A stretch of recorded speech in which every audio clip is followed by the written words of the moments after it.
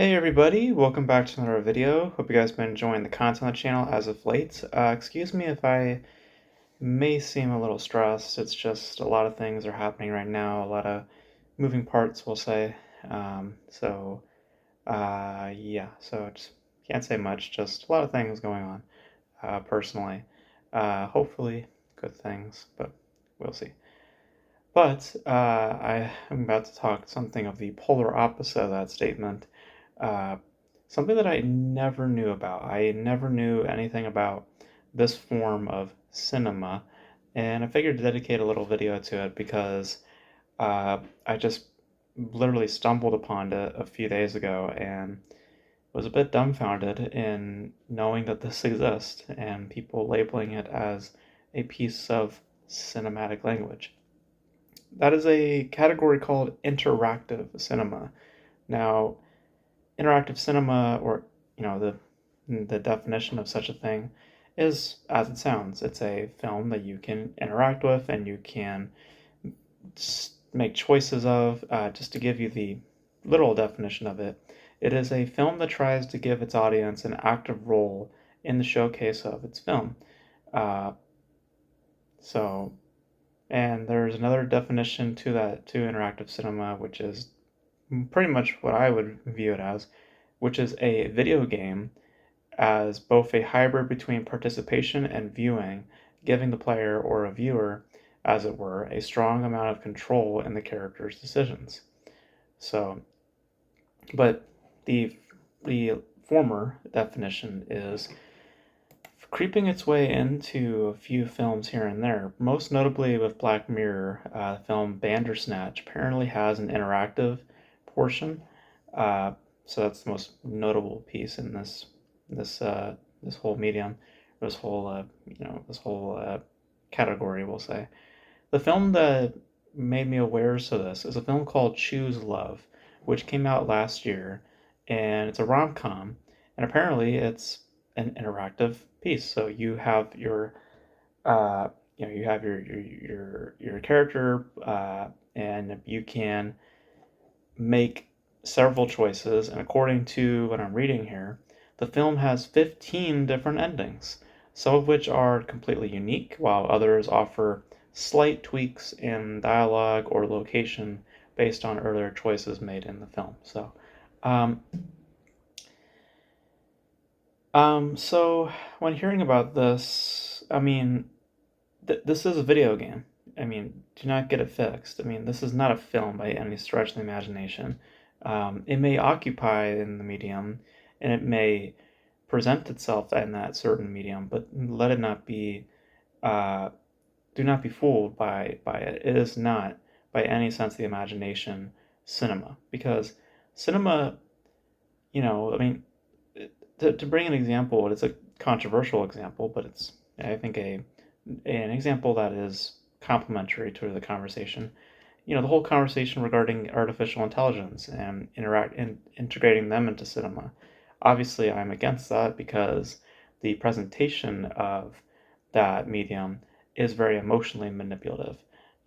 In that what we're seeing is just not real people. It's crafted pictures, it's crafted voices, it's not anything that is being genuinely produced. It's just all technical, and there's no humane component that I'm literally seeing.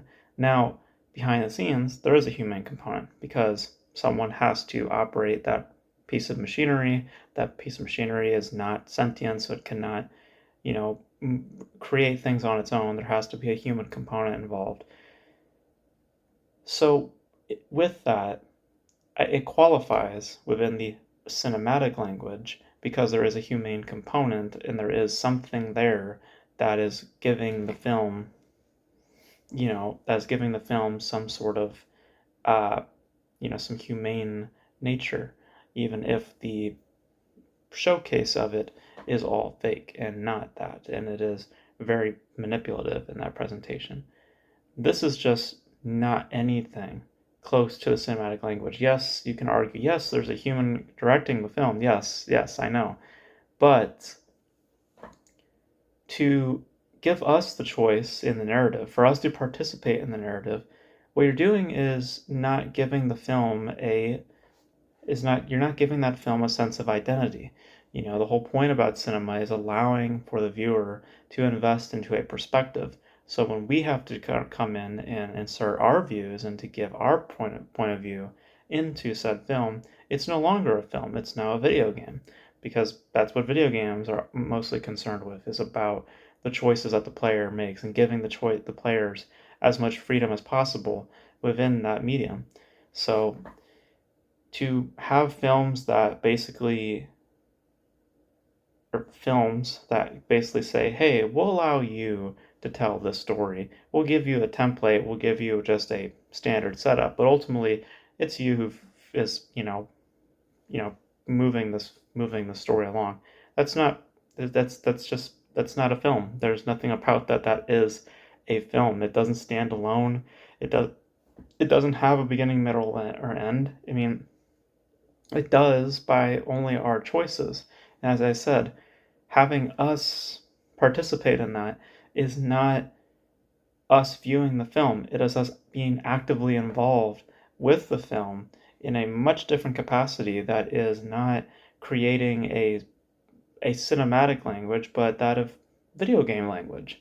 You know, it's all about playing and not viewing. So it's it's just, it's something that I like AI. I detest this very, very much.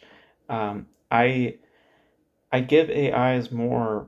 I give the AI conversation more of a benefit because at least there I'm not interacting or I'm not actively participating with the film in that capacity. At least it's a film that stands on its own.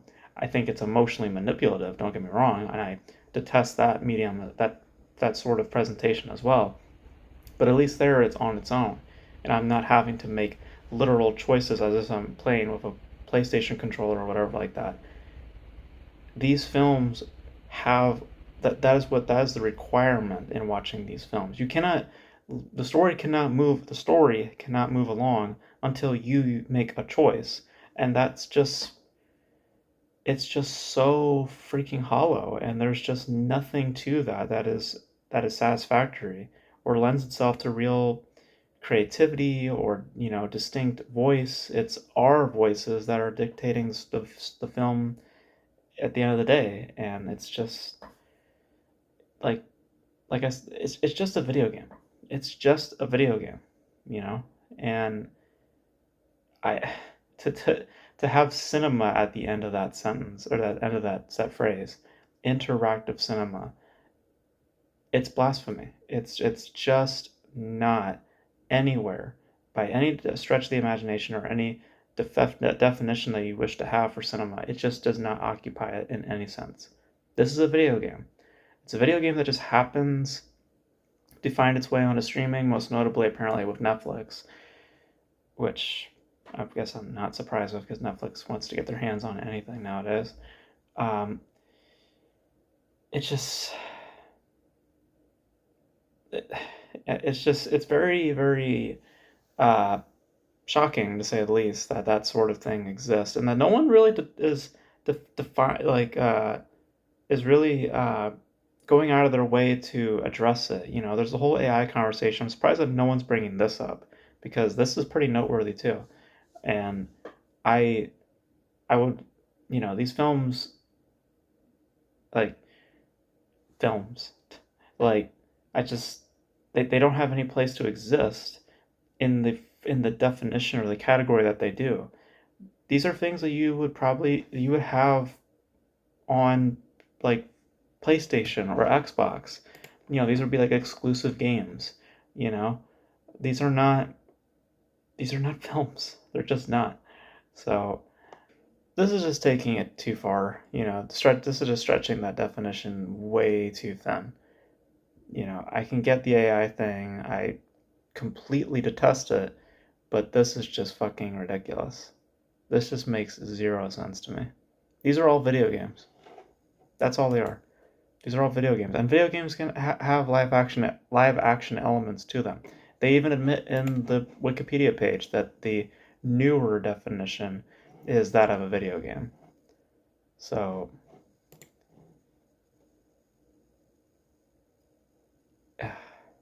You guys let me know. Do you guys find interactive cinema, or are you like me, where you're just like, what are you talking about? These are fucking video games. These are things that I would find on PlayStation, Xbox, Nintendo Switch, what have you. This is what I would like find on fucking Steam or whatever like that, not on Netflix. Or well, I would find on Netflix because Netflix likes to dip their hands into everything nowadays with video games. They're in that department now too, so I'm not surprised that something like this exists on their platform. But oh my god, they even say it here. Okay, an interactive film is a video game. They admit that it's a video game. But interactive cinema in the film industry is apparently a film where one or more viewers can interact with the film. It's like, what? So an interactive film is different from an interactive cinema, you know? And I guess they are both industrial terms, but it's predominantly in the video game industry, but somehow it's creeped its way into the film industry. Apparently, it might be because of the virtual reality thing.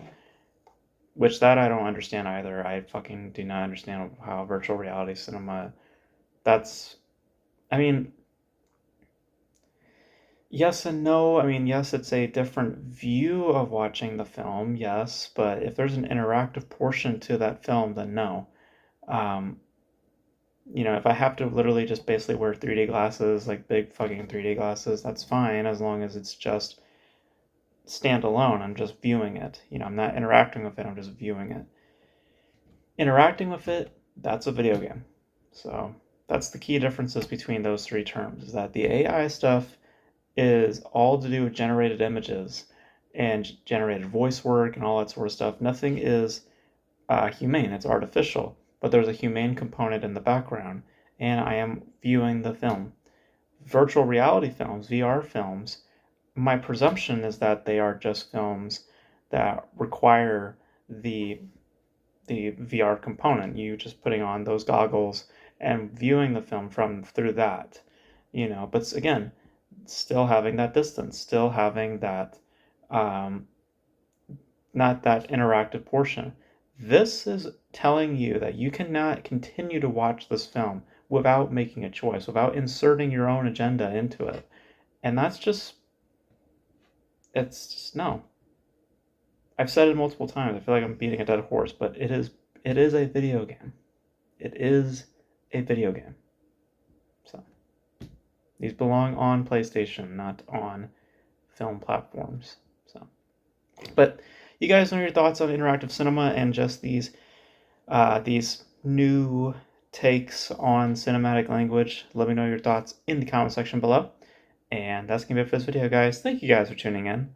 And until then, I will catch you guys in the next video. Bye.